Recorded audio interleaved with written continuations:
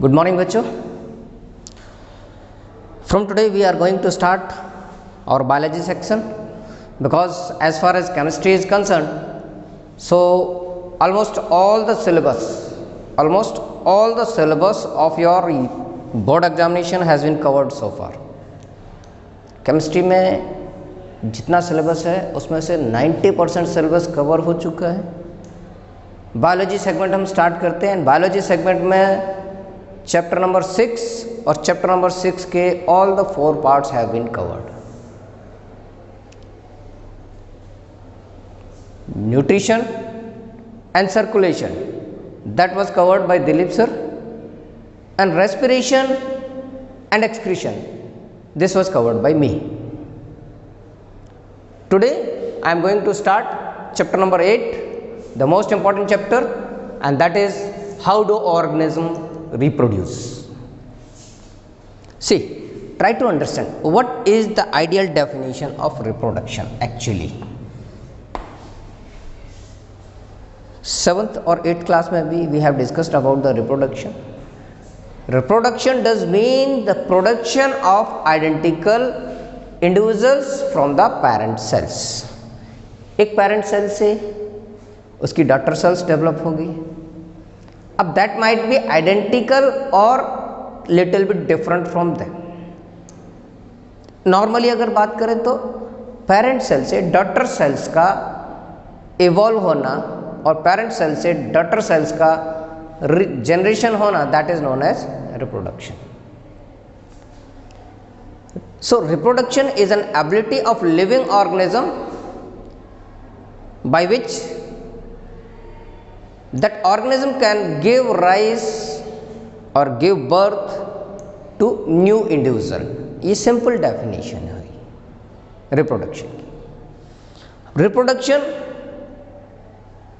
ये इसेंशियल नहीं है. Reproduction is not essential part of the life. Essential means जो हमने लाइफ प्रोसेसेस पढ़ी थी, लाइफ प्रोसेस में we had gone through nutrition, respiration, transportation और सर्कुलेशन एंड देन एक्सक्रीशन. इसमें रिप्रोडक्शन नहीं पढ़ा था हमने.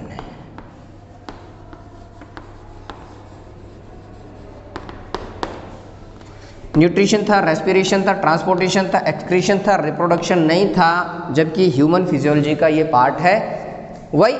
Because without nutrition, without respiration, without transportation और circulation and without excretion life can not exist. Why? Without reproduction life can exist, but the thing is different that cannot give rise other animals or other organism. Without reproduction they cannot give rise another organisms. It's okay, but it is not mandatory, or that's why it has not been included in the life process.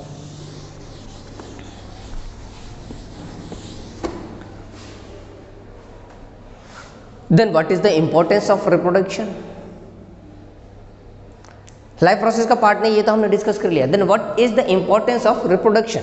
Reproduction की some of the very common advantage क्या है? The one, it is continuation of life on the earth. First one, reproduction and then definition. It is essential for the continuation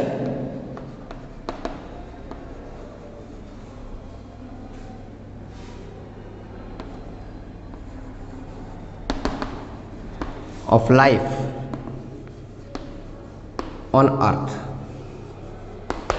reproduction होगा तो life continue रहेगी अर्थ में. Otherwise जो आज की date में प्रेजेंट है वो एक ना एक दिन एक्सटिंक्ट हो जाएंगे, खत्म हो जाएंगे, डेड हो जाएंगे और फर्दर लाइफ नहीं हो सकती. Second, replacement of the dead organism.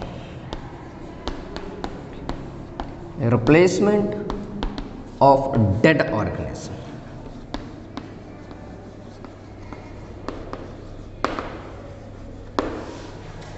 The third one is addition of new species.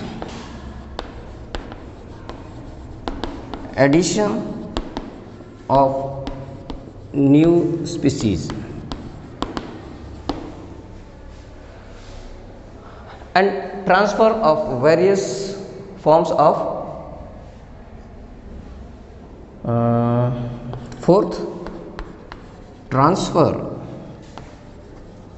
of various character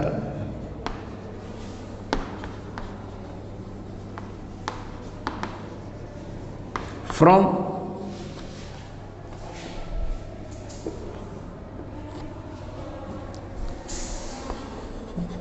one organism to another।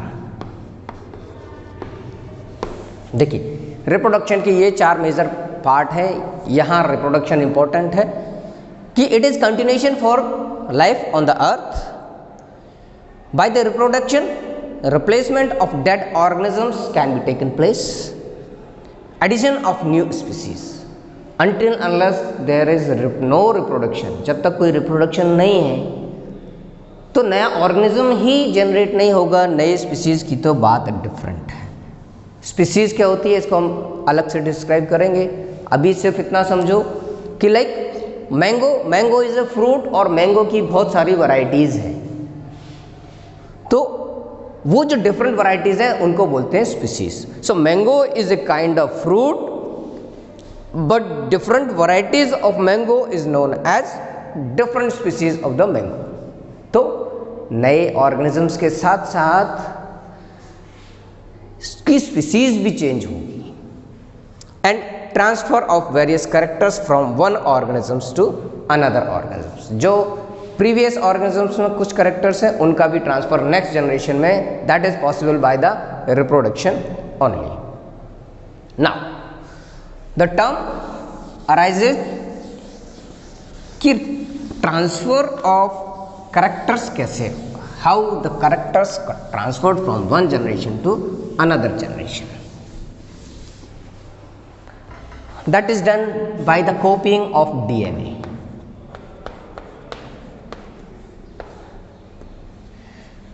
इसको हमने पहले क्लियर कर चुके हैं, डीऑक्सी राइबो न्यूक्लिक एसिड। देखिए मैं पहले एक बार क्लियर कर चुका हूं इसको, व्हाट इज डीएनए। एक बार ट्राई टू अंडरस्टैंड।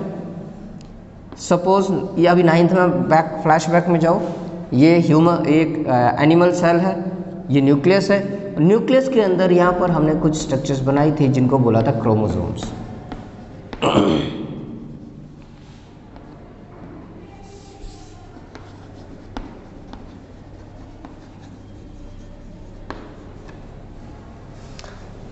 तो ये क्रोमोसोम्स कुछ double standard helical like structures होते हैं और ये कुछ ऐसी स्ट्रक्चर होती है।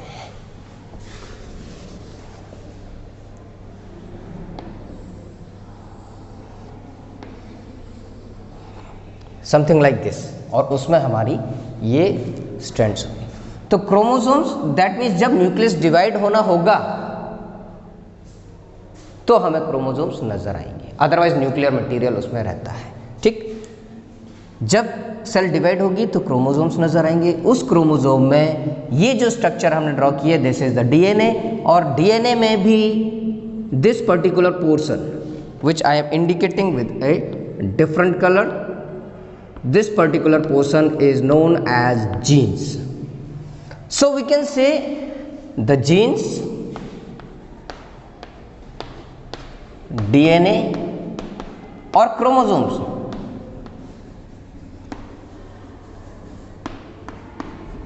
ये सारे के सारे वो स्ट्रक्चर्स हैं जो एक जनरेशन से नेक्स्ट जनरेशन में पेरेंटल कैरेक्टर्स को ट्रांसफर करने का वर्कआउट करेंगे। बट अल्टीमेटली स्मॉलेस्ट यूनिट को हम क्रेडिट देते हैं। So smallest unit in this is gene. अब बात करें what is the unit to transfer characters from the parents to the offspring, so that is genes. So DNA वो मैंने आपको बता दिया। अब एक्चुअली होता क्या है, ये एक सेल है, इससे दो सेल्स बनेंगे, इसमें जितने क्रोमोसोम्स हैं ये डबल होंगे, तभी तो ये ओरिजिनल सेल के शेप में बन पाएगी, क्योंकि यहाँ थे 4, अब यहाँ पर हमें कितने चाहिए, 2 बनाए हैं तो हमें 4 यहाँ चाहिए, 4 यहाँ चाहिए, 8 चाहिए। तो during the cell division DNA का मल्टीप्लिकेशन होता है, मीन्स डीएनए अपने आप को कॉपी करता है। So copying of the DNA is a process. जब कभी copying of the DNA exactly similar नहीं हो, एग्जैक्टली सिमिलर नहीं हो मतलब ये जो स्ट्रक्चर बनाई है यहाँ पर कुछ चेंजेस हो जाते हैं, ये जो मैंने जीन्स बनाए थे यहाँ पर कुछ चेंजेस होंगे, तो एग्जैक्टली कॉपी नहीं होगी तो होगा वेरिएशन, यानी एक स्पीसीज दूसरे स्पीसीज से या एक ऑर्गेनिज्म दूसरे ऑर्गेनिज्म से थोड़ा बहुत डिफरेंट होगा। फॉर एन एग्जाम्पल, हम सारे भाई बहन एक जैसे फेस, एक जैसे कैरेक्टर, एक जैसे बिहेवियर्स के नहीं हैं, but we are derived from our mother and father, we are derived from our parents. लेकिन कितना डिफरेंस है, तो ये क्या है, वेरिएशन है, ठीक। और variation is possible when there is not exactly copying of DNA is being done.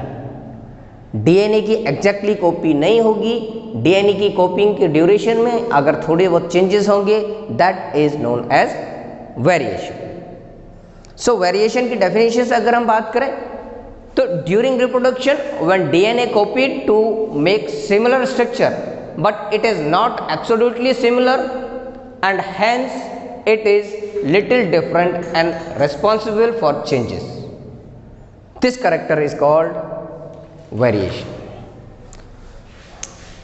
Understanding है पूरा चैप्टर। नोट्स की बात करें तो we have already sent you the written PDF, सारे नोट्स और डेफिनेशंस आपके पास पहुंच चुकी हैं। Keep your notes in front of you and then go through this video so as it will be easier to make you understand, because इसमें मुझे बहुत ज़्यादा कुछ लिखना नहीं है, इसमें केमिकल कॉम्बिनेशंस नहीं है जो मैं आपको बार बार बोर्ड पर समझाऊंगा। This is the chapter just to explain you in front of camera. Sorry, बहुत ज़्यादा समझाने के लिए है, लेकिन लिखने के लिए बहुत ज़्यादा कुछ इसमें नहीं है। जो लिखने के लिए है that has been already posted to all of you. चलिए, वेरिएशन की डेफिनेशन बता दी मैंने।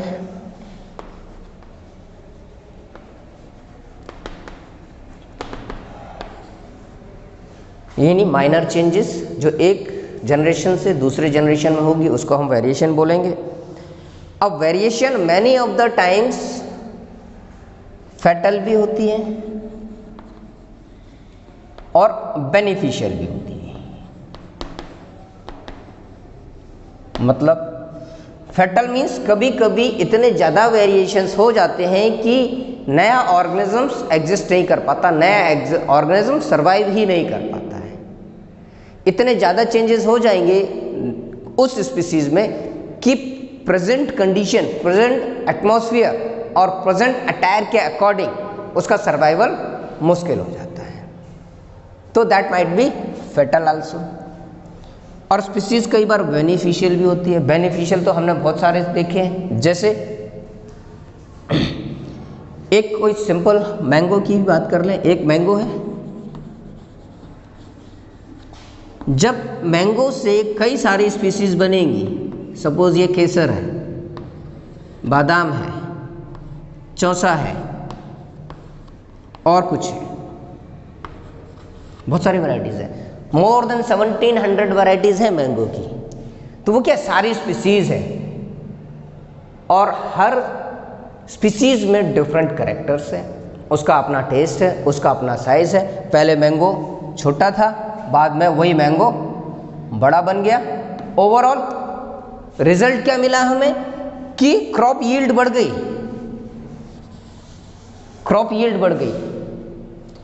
पहले छोटे छोटे मैंगो होते थे, तो हमें ज़्यादा ग्रो करने पड़ते थे, अब मैंगो बड़ा हो गया है, तो दिस इज़ द बेनिफिशियल वे। अब इन दोनों चीज़ों को अगर हमें लिखना पड़े तो how to write them. Variation might be beneficial और फैटल फॉर द इंडिविजुअल, उस पर्टिकुलर इंडिविजुअल के लिए वो फैटल भी हो सकता है एंड बेनिफिशियल भी हो सकता है। Next, variation brings morphological and physiological changes. देखो मॉर्फोलॉजिकल और फिजियोलॉजिकल चेंजेस क्या होते हैं, पहले उसको समझो। Try to understand what are the morphological and physiological changes. Fatal समझ में आ गया, बेनिफिशियल समझ में आ गया, what are the morphological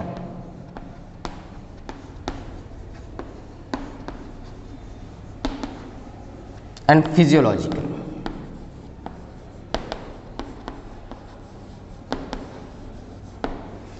morphology means external structure of particular species.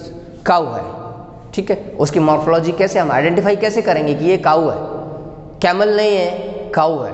How will we identify? Simply, sir हमने देखा है, क्या देखा है? काऊ और कैमल में, काऊ और कैट में, या डॉग और कैट में क्या डिफरेंसेस हैं? बहुत सारे डिफरेंसेस हैं, सामने देखने से नज़र आते हैं। सो दैट जो हमें अपीयर हो रहा है स्ट्रक्चर, जितने भी चेंजेस नज़र आ रहे हैं वो सारे के सारे मॉर्फोलॉजिकल चेंजेस हैं। Physical appearance of an organism, physical appearance of an organism is known as morphological characters. Example ले लो, कैट एंड कैमल, कितना डिफरेंस है। Now what are the physiological changes? अगर ये मॉर्फोलॉजिकल हैं then what are the physiological? Physiological changes are the working of that particular individual और that particular organism. उस particular organism की वर्किंग क्या है? कैमल की वर्किंग कैट की वर्किंग से बहुत डिफरेंट है।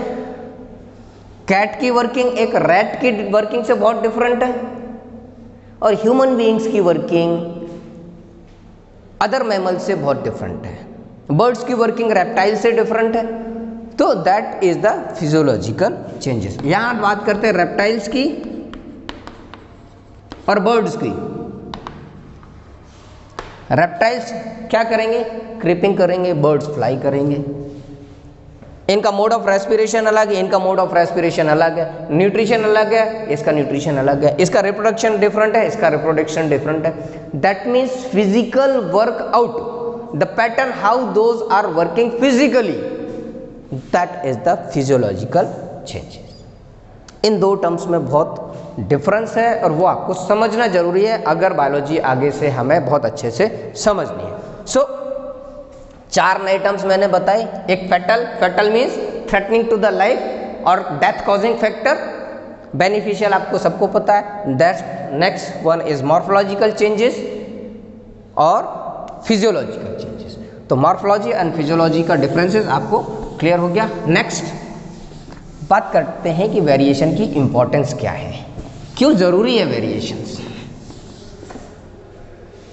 ऐसे चलने दो। हमको सबको मालूम है कि प्रिमिटिव सेल, ये प्रिमिटिव सेल है, 9th क्लास में पढ़ाई थी। ये न्यूक्लियर मटेरियल है, ये फ्लैजेला है, ये सीलिया है। अगर वेरिएशंस नहीं होते तो ये यूकैरियोटिक सेल्स में डेवलप नहीं होती।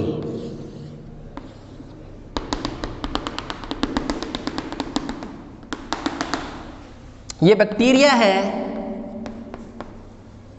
प्रिमिटिव सेल और ये एनिमल सेल है। अगर वेरिएशन नहीं होते तो बैक्टीरिया ही बैक्टीरिया होते, कभी उनका डेवलपमेंट नहीं होता, प्लांट्स नहीं बनते, फंगस नहीं बनते, एनिमल्स नहीं बनते, हम नहीं बनते। That means for the evolution of life to the formation of new species variation की रिक्वायरमेंट है। सेल का फॉर्म चेंज हुआ, सेल की टाइप चेंज हुई, सेल का ऑर्गेनाइजेशन चेंज हुआ और नए नए एनिमल्स, नए नए प्लांट्स और नई नई स्पीसीज का फॉर्मेशन होता गया। तो सर आंसर कैसे लिखेंगे? अब ऐसे आंसर तो नहीं लिखेंगे। What are the importance of variation? Question इस पे बनता है, what are variations and what is the importance of variation. 3 marks का क्वेश्चन भी बन सकता है। वेरिएशन की डेफिनेशन मैं आपको बता चुका हूं, उसको एज सच लर्न कर सकते हो। And now coming over to what are the importance of variation. Note से कोरिलेट कर लेना, मैं शॉर्ट में बता रहा हूं। Formation of new species,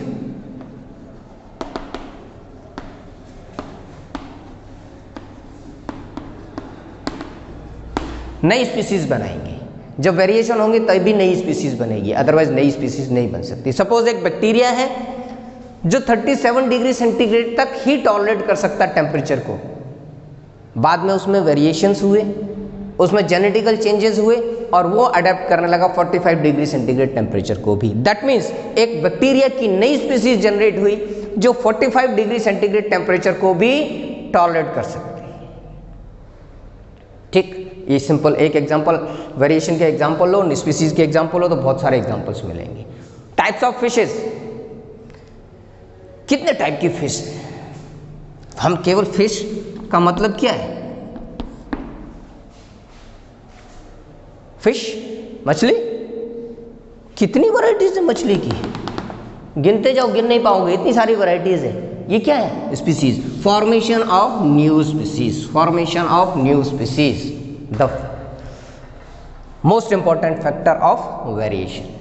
second, it helps the species to survive. अभी अभी मैंने डिस्कस किया, helps the species to survive. Bacteria के एग्जांपल रिपीट करो। 37 डिग्री सेंटीग्रेड टॉलरेंस है एक बैक्टीरिया की, एटमॉस्फेरिक टेम्परेचर बढ़ गया, 40 पहुंच गया। जब तक बैक्टीरिया की ओरिजिनल स्पीसीज में चेंजेस नहीं होंगे वो सर्वाइव नहीं कर पाएगा। और जब बैक्टीरिया की नई स्पीसीज में जेनेटिकल चेंजेस हो जाएंगे, उसका न्यूक्लियर मटेरियल, उसका साइटोप्लाज्म, उसकी सेल इस 40 डिग्री टेम्परेचर को अडेप्ट करने लगेगी तो उसका सर्वाइवल हो जाएगा। So helps the species to survive.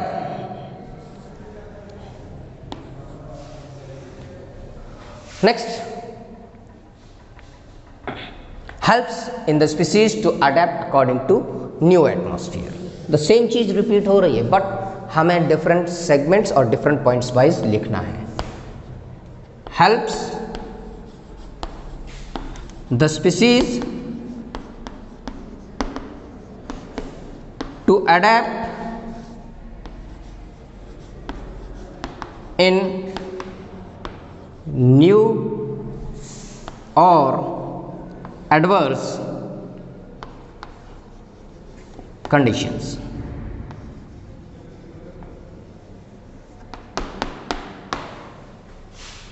ठीक, species becomes more stronger and resist।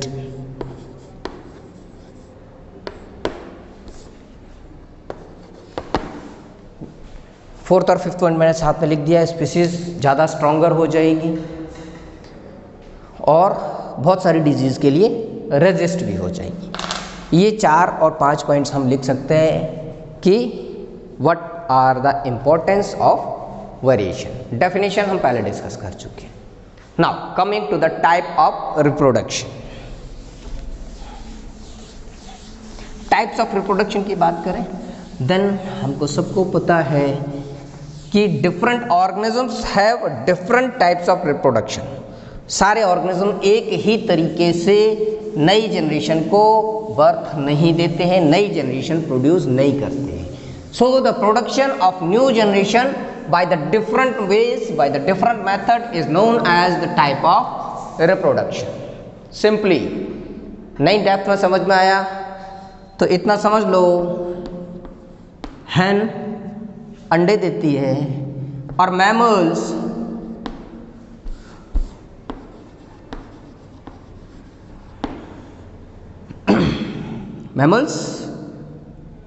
बच्चे। ठीक है, और इससे पहले आ जाओ एमीबा, ये ना तो अंडे देगा नहीं बेबी, डायरेक्ट बेबी को बर्थ मिलेगा। इसमें एक सेल डिवाइड होगी दो डिफरेंट सेल्स में। कभी कभी कुछ जगहों पर एक सेल डिवाइड होगी बहुत सारे सेल्स में एक साथ। तो क्या हुआ, ये टाइप ऑफ रिप्रोडक्शन डिफरेंट है, ये टाइप ऑफ रिप्रोडक्शन डिफरेंट है, ये डिफरेंट है, ये डिफरेंट है। So this is the type of reproduction. Reproduction उसके type of producing new organisms, उसको दो मेजर पार्ट्स में डिवाइड किया, एक सेक्सुअल, दूसरा एसेक्सुअल रिप्रोडक्शन। तो first of all types of reproduction की बात करें,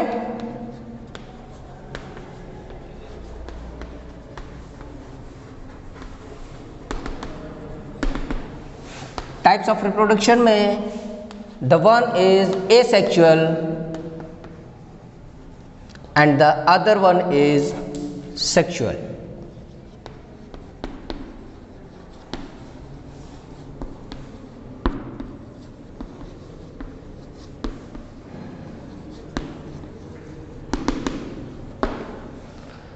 सेक्सुअल और asexual type of reproduction. Asexual में क्या होगा, सिंपल, पहले समझने की कोशिश करो कि एसेक्सुअल टाइप ऑफ रिप्रोडक्शन में पेरेंट एक ही होगा। चलिए अब मैं एसेक्सुअल रिप्रोडक्शन को डिटेल में लेता हूं। एसेक्सुअल रिप्रोडक्शन में सबसे पहली बात कि ये कॉमन है इन यूनिसेल्युलर ऑर्गेनिजम्स में।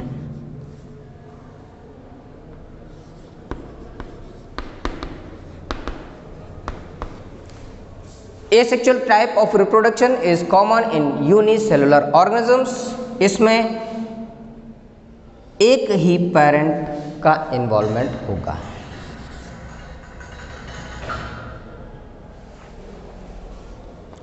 सिंगल पेरेंट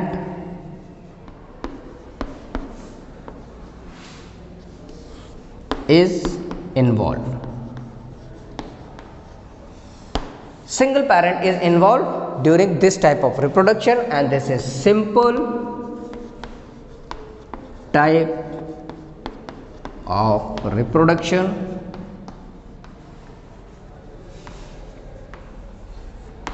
सिंपल है, एक पेरेंट का इन्वॉल्वमेंट है, यूनिसेलुलर में है तो शॉर्ट टाइम भी होगा, यानी इसका ड्यूरेशन कम होगा।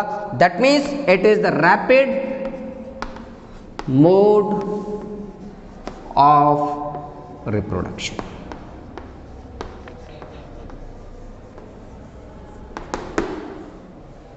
The most important thing about this asexual mode of reproduction कि इसमें वेरिएशंस नहीं होंगे और मिनिमम होंगे। वेरिएशंस आर मिनिमम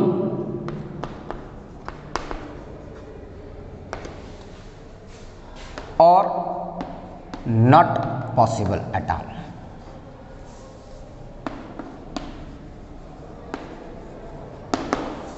सिंपल, एक सेल से दूसरी सेल का डेराइवेशन होना है, एक सेल से दूसरी सेल बनेगी तो वेरिएशंस के चांसेस कम होंगे। सो 1 2 3 4 एंड 5th वन, ठीक है, ये 5 डिफरेंट कैरेक्टर्स इसके एसेक्सुअल रिप्रोडक्शन के। Other than that let discuss little bit more what is asexual reproduction. Just listen carefully. It is common in unicellular organism and is the simple type of reproduction। Examples हैं amoeba, hydra. Examples लिखने हैं, examples लिख सकते हैं हम। Amoeba है, hydra है, Rhizopus है, फंगस है and vegetative propagation in the plants. Plants में सारे के सारे प्लांट्स एसेक्सुअली रिप्रोड्यूस नहीं करते हैं, प्लांट्स में भी सेक्सुअल रिप्रोडक्शन होता है। बट वेजिटेटिव प्रोपगेशन यानी प्लांट के किसी पर्टिकुलर पार्ट से नया प्लांट का generation, that is vegetative propagation. इसको डिटेल्स में पढ़ेंगे अभी one by one. Types of asexual reproduction में जब हम डिस्कस करेंगे, then will come to the vegetative propagation, right. Characters क्या है? यूनिसेलुलर ऑर्गेनिज्म होगा, रैपिड मोड ऑफ मल्टीप्लिकेशन है, cell division is mitotic and amitotic. Cell division की बात करो, 5 पॉइंट्स हो गए। छठे पॉइंट्स की बात करें तो इसमें सेल डिवीजन है, माइटोटिक नहीं होगा, माइटोटिक होगा इनफैक्ट, राइट, मियोटिक नहीं होगा, यानी सेक्स ऑर्गेनिजम्स इसमें इन्वॉल्व नहीं है। तो vegetative cell division, somatic cell division, और 6th one is mitotic type of cell division occurs in asexual type of reproduction. 7th, no fusion of gametes. gametes का fusion नहीं होगा। Example amoeba,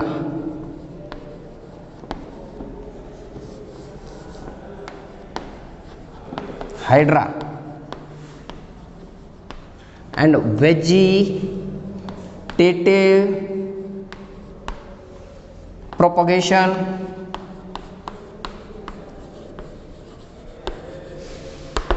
in the plants.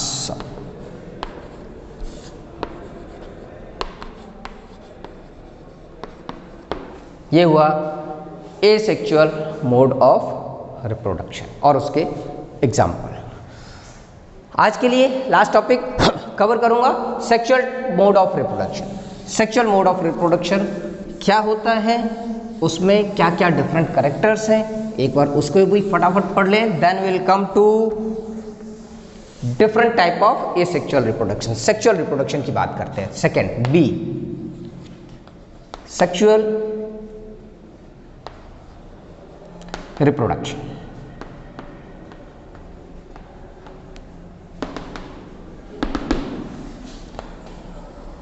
जितने भी points हमने asexual mode of reproduction में learn किए, 6, 7 या 8,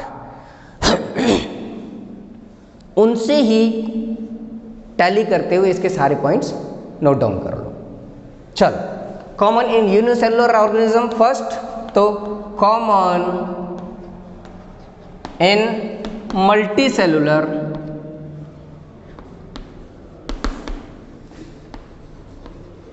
organism.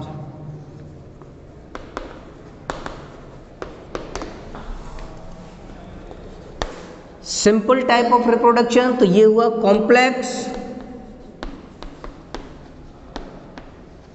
Mode of reproduction.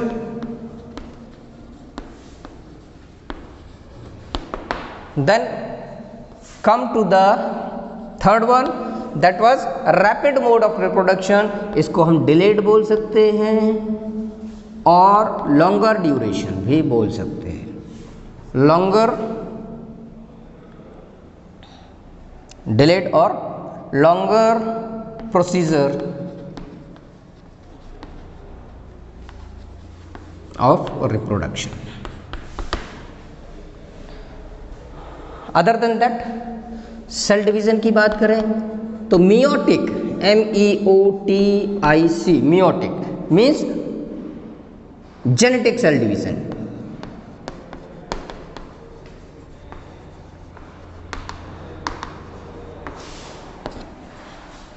Fifth, both the parents, both the male and female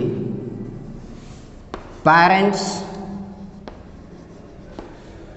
are involved in such type of reproduction.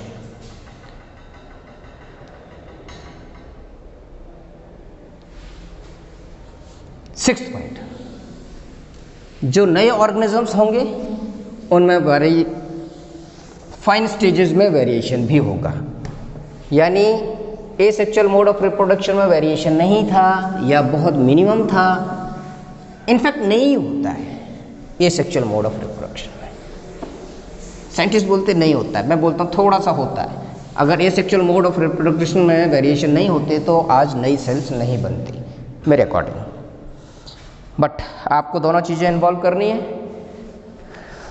होता है तो बहुत मिनिमम होता है, ये नहीं होता, दोनों चीज़ें ऐड कर सकते हो। Next 6th, both the parents are involve, रख दिया।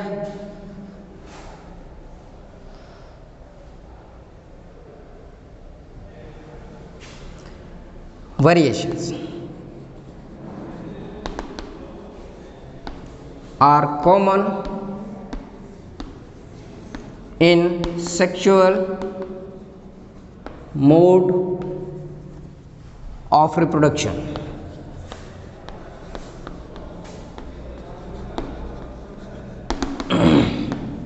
Seventh,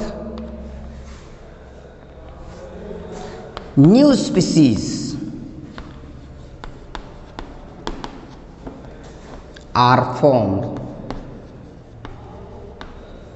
during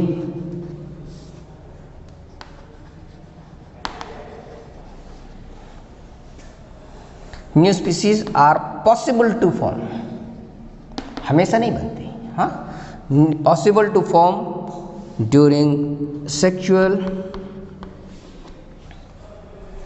mode of reproduction.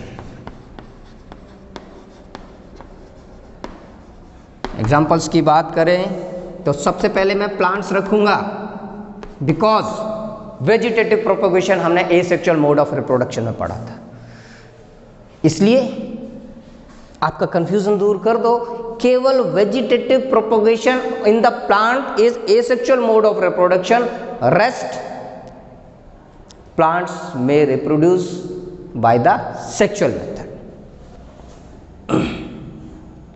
Birds, reptiles, mammals most common, ये सारे एग्जाम्पल हुए। नेक्स्ट टॉपिक हम डिस्कस करेंगे different mode of asexual reproduction. अभी तक हमने बात की सिर्फ एसेक्सुअल एंड सेक्सुअल रिप्रोडक्शन, उसके मेजर कैरेक्टर्स के बारे में।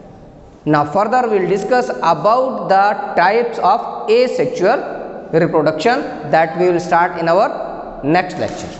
Thank you. Have a nice day.